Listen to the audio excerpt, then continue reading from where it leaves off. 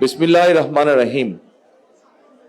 আজকের এই মহতি এবং এই মর্মস্পর্শী অনুষ্ঠানের সম্মানিত সভাপতি জনাব নজরুল ইসলাম খান, মঞ্চে উপস্থিত গণতন্ত্রের অন্যতম সংগ্রামী নেতা জনাব রুহুল কবির রিজভী এবং আমার সামনে উপস্থিত 24-এর জুলাই শহীদ পরিবারের সদস্যবৃন্দ, জুলাই যোদ্ধা আহত মুক্তিযোদ্ধাবৃন্দ এবং সাংবাদিক প্রিয় ভাই ও বোনেরা, আসসালামু আলাইকুম। আজকে আপনারা যারা উপস্থিত হয়েছেন, কিছু সংখ্যক মানুষ এখানে শহীদ পরিবারের সদস্য অথবা যারা জুলাই বিপ্লব আন্দোলনে শরিক হয়েছেন এবং শারীরিকভাবে ক্ষতিগ্রস্তের শিকার হয়েছেন, এরকম আহত মুক্তিযোদ্ধারা এখানে কিছু সংখ্যক উপস্থিত আছেন যারা বক্তব্য রেখেছেন। আমি যখন ওখানে বসে ছিলাম, আমি দেখতে পাচ্ছিলাম বহু মানুষ এখানে আপনারা উপস্থিত আছেন, শহীদ পরিবারের সদস্য আহত যোদ্ধাদের মধ্যে যারা তাদের কষ্টের কথা তুলে ধরতে চাইছেন বা বলতে চাইছেন। সবাইকে আমরা আজকের এই অনুষ্ঠানের সুযোগ দিতে পারিনি, তার জন্য আমি আন্তরিকভাবে যারা অনুষ্ঠানের আয়োজন করেছেন তাদের পক্ষ থেকে ক্ষমা প্রার্থী আপনাদের কাছে। সম্মানিত শহীদ পরিবার এবং সম্মানিত যোদ্ধাবৃন্দ, আজকের এই সংখ্যাটি অনেক বিশাল। এই বিশাল সংখ্যার মধ্যে প্রত্যেককে যদি আমরা সুযোগ দেই, হয়তো এই দিন পেরিয়ে আগামী দিন চলে আসবে। 1 মিনিট করেও যদি কথা বলেন আপনারা, সেজন্যই হয়তো সবাইকে সুযোগ দেওয়া সম্ভব হয়নি। তবে সংক্ষেপে আজকের সভাপতি ওনার বক্তব্যে একটি কথা তুলে ধরেছেন। আপনারা যখন কথা, আপনাদের কষ্টের কথা, ব্যথার কথা, ত্যাগের কথা বলার জন্য ব্যাকুলভাবে সকলের দৃষ্টি আকর্ষণের চেষ্টা করছিলেন, অস্থিরভাবে প্রকাশ করছিলেন নিজের মনের কষ্টের কথা, তখন আমি এবং নজরুল ইসলাম খান সাহেব বসে একটি সিদ্ধান্ত গ্রহণ করেছি, যা উনি আপনাদের সামনে তুলে ধরেছেন। বাংলাদেশ জাতীয়তাবাদী দল বিএনপি এর আগে যখন দেশ পরিচালনার দায়িত্বে ছিল, তারা মুক্তিযোদ্ধা মন্ত্রণালয় নামক একটি মন্ত্রণালয় তৈরি করেছে, যা 1971 সালে যারা মুক্তিযুদ্ধে শহীদ হয়েছেন, আহত হয়েছেন, অর্থাৎ এক কথায় মুক্তিযোদ্ধা পরিবারদের কল্যাণ তারা দেখভাল করে থাকে। আমরা সিদ্ধান্ত নিয়েছি যে ইনশাল্লাহ বাংলাদেশের মানুষের সমর্থনে বাংলাদেশ জাতীয়তাবাদী দল আগামী দিনে সরকার গঠনে সক্ষম হলে এই শহীদ পরিবার যারা আছেন, জুলাই যোদ্ধা যারা আছেন, জুলাই আন্দোলনের যারা শহীদ পরিবার বা যোদ্ধা আছেন, তাদের যে কষ্টের কথাগুলো যে কয়জন ব্যক্তি, যে কয়জন মানুষ তুলে ধরেছেন কষ্টের কথাগুলো, এই কষ্টগুলোকে যাতে আমরা কিছুটা হলেও সমাধান করতে পারি। যাকে আমরা হারিয়ে ফেলেছি তাকে তো আমরা ফিরিয়ে আনতে পারবো না, কিন্তু যারা পেছনে রয়ে গিয়েছেন সেই পরিবারের সদস্যদের বিভিন্ন সুবিধা অসুবিধাগুলো যাতে দেখভাল করতে পারি এই মুক্তিযোদ্ধা মন্ত্রণালয়, কারণ তারাও একজন মুক্তিযোদ্ধা, তারাও আপনারা মুক্তিযোদ্ধা হিসাবে আপনারা গণ্য। 71 সালে এই দেশের মানুষ, মুক্তিযোদ্ধারা এই দেশের স্বাধীনতা অর্জনের জন্য জীবন দিয়েছিলেন। এই দেশের স্বাধীনতা অর্জনের জন্য যোদ্ধারা ত্যাগ স্বীকার করেছিলেন। ঠিক একইভাবে 24-এ যে যোদ্ধারা যুদ্ধ করেছেন, তারা স্বাধীনতা সার্বভৌমত্ব রক্ষার যুদ্ধ করেছেন। স্বাধীনতা সার্বভৌমত্ব অর্জিত হয়েছিল 71 সালে, তাকেই আবার রক্ষা করা হয়েছে 2024 সালে।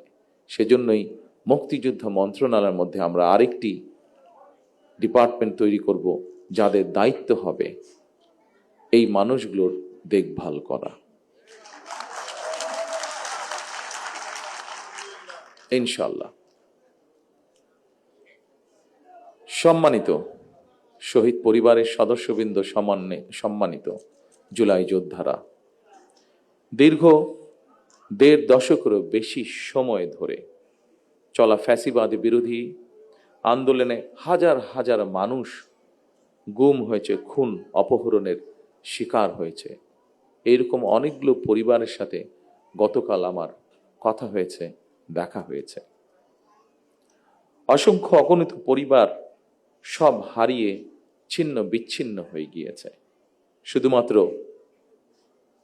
জুলাই গণ অভ্যুত্থানেও ১৪০০রও বেশি মানুষ শহীদ হয়েছেন, আহত হয়েছেন ৩০,০০০-এর মতন মানুষ। এই ৩০,০০০-এর মতন মানুষের মধ্যে এমন কিছু মানুষ আছেন যাদের সংখ্যা ৫০০-র মতন, যাদের কারো এক চোখ অথবা কারো দু চোখই নষ্ট হয়ে গিয়েছে। পঙ্গু হয়েছেন অনেকে। জুলাই অভ্যুত্থানে যেভাবে মানুষকে হত্যা করা হয়েছে, ১৫০০-এর মতন মানুষকে যে হত্যা করা হয়েছে, এটিকে এক বাক্যে স্রেফ আমরা একটি গণহত্যা বলতে পারি। জুলাই গণ অভ্যুত্থানে যারা বিভিন্নভাবে আহত হয়েছেন তাদের অনেকেই আজকের এই অনুষ্ঠানে উপস্থিত আছেন, আমাদের সামনে বক্তব্য রেখেছেন কেউ কেউ। অনুষ্ঠানে অংশগ্রহণকারী আহতদের যারা বক্তব্য রেখেছেন তাদের কষ্টের কথাগুলো আমরা শুনেছি।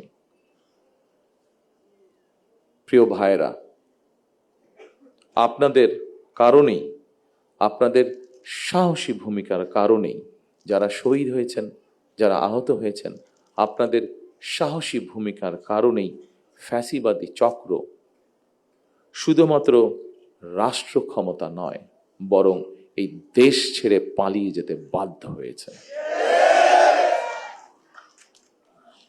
২০২৪ সালের ১৯ আগস্ট আমি আপনাদের ভূমিকার কথা স্মরণ করে একটি বক্তব্য রেখেছিলাম। সেই বক্তব্যে আমি বলেছিলাম, বিশ্ববিদ্যালয়ের ছাত্র শহীদ আবু সাইদ, মাহফুজুর রহমান মুগ্ধ, কলেজ ছাত্র ওয়াসিম আকরাম, মাদ্রাসা ছাত্র আব্দুল্লাহ আল মামুন, স্কুল ছাত্র রিফাত হোসেন, কুমিল্লার আইনজীবী আবুল কালাম, চুয়াডাঙ্গার রাজমিস্ত্রি উজ্জ্বল হোসেন, নোয়াখালীর দোকান কর্মচারী আসিফ,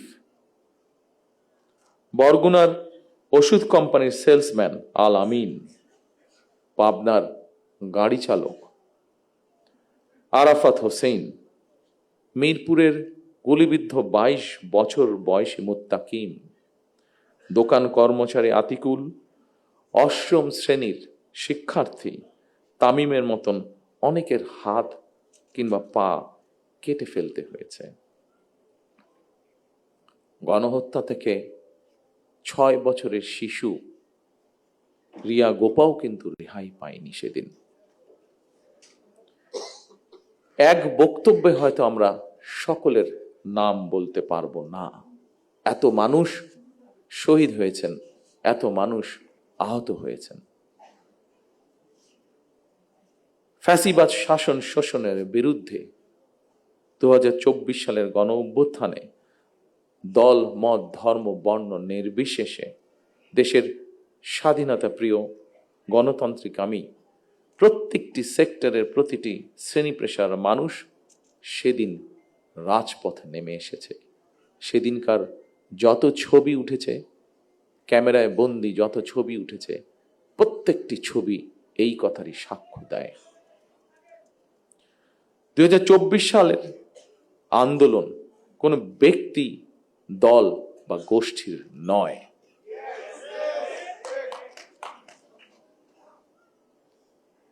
সম্মানিত উপস্থিত শহীদ পরিবারের সদস্যবৃন্দ, সম্মানিত জুলাই যোদ্ধারা, এই আন্দোলন ছিল সত্যিকার অর্থেই অধিকার হারা গণতান্ত্রিক আমি মানুষের গণ আন্দোলন। এ কারণেই আমি বলি 1971 সাল ছিল স্বাধীনতা অর্জনের, 2024 সালের আন্দোলন ছিল দেশ এবং জনগণের স্বাধীনতা রক্ষার। সুতরাং 2024 সালকে যদি সুসংহত করতে হয়, তাহলে দেশের সকল নারী পুরুষ তথা প্রতিটি নাগরিকের রাজনৈতিক এবং অর্থনৈতিক স্বাধীনতা নিশ্চিত করা অবশ্যই প্রয়োজন। যারা স্বাধীনতা রক্ষার আন্দোলনকে দলীয় স্বার্থ রক্ষার আন্দোলনে পরিণত করতে চায়, তাদের সম্পর্কে স্বাধীনতা প্রিয়, গণতান্ত্রিকামী প্রিয় মানুষকে অবশ্যই সজাগ থাকা জরুরি। 2024 সালের দেশ এবং জনগণের স্বাধীনতা আন্দোলনে হতাহত পরিবারের স্বজন কিংবা আহতদের অবর্ণনীয় কষ্টের কথা আমরা আজকে আমাদের এই অনুষ্ঠানে শুনেছি। তাদের এই কষ্ট কোনো কিছু দিয়ে মোচন করা সম্ভব নয়, কারণ আমিও জানি স্বজন হারানোর বেদনা কতটুকু। কোনো কিছু দিয়ে এই কষ্ট মোচন করা যায় না। তবে দুইভাবে আমরা গণ অভ্যুত্থানে আহতদের ক্ষতিপূরণ দেওয়ার চেষ্টা করতে পারি। এক, রাষ্ট্রীয় উদ্যোগে তাদের সর্বোচ্চ চিকিৎসা নিশ্চিত করা। দুই, সম্মানিত উপস্থিতিবৃন্দ, আগেই বলেছি আমি যে উদ্দেশ্য নিয়ে এই সাহসী মানুষগুলো রাজপথে নেমে এসেছিলেন, রাষ্ট্র এবং সমাজ সেই উদ্দেশ্য বাস্তবায়ন করা, অর্থাৎ মানুষের রাজনৈতিক অধিকার, প্রত্যেকটি দল মত নির্বিশেষে প্রত্যেকটি মানুষের রাজনৈতিক এবং তার যোগ্যতা অনুযায়ী তার অর্থনৈতিক অধিকার নিশ্চিত করা।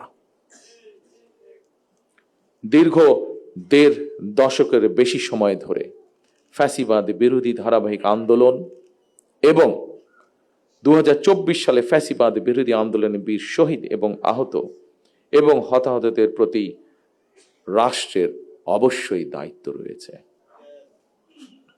একটি দায়িত্বশীল রাজনৈতিক দল হিসাবে বিএনপি সেই দায়িত্ব অনুভব করে, যার কথা একটু আগে আমি এবং আজকের অনুষ্ঠানের সভাপতি সাহেব উল্লেখ করেছেন আপনাদের সামনে।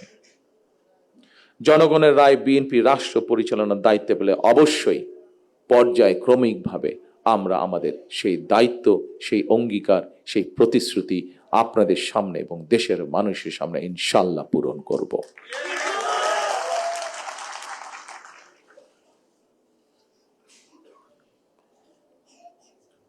উপস্থিত প্রিয় ভাই বোনেরা, ফ্যাসিবাদের রক্তচক্ষু উপেক্ষা করে গণ অভ্যুত্থানে যারা শহীদ হয়েছেন, যারা হতাহত হয়েছেন, তাদের উদ্দেশ্য কি ছিল?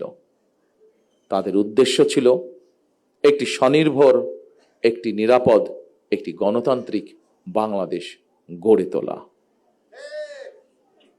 একটি নিরাপদ গণতান্ত্রিক বাংলাদেশ প্রতিষ্ঠার জন্য আগামী জাতীয় নির্বাচন অত্যন্ত অত্যন্ত এবং অত্যন্ত গুরুত্বপূর্ণ।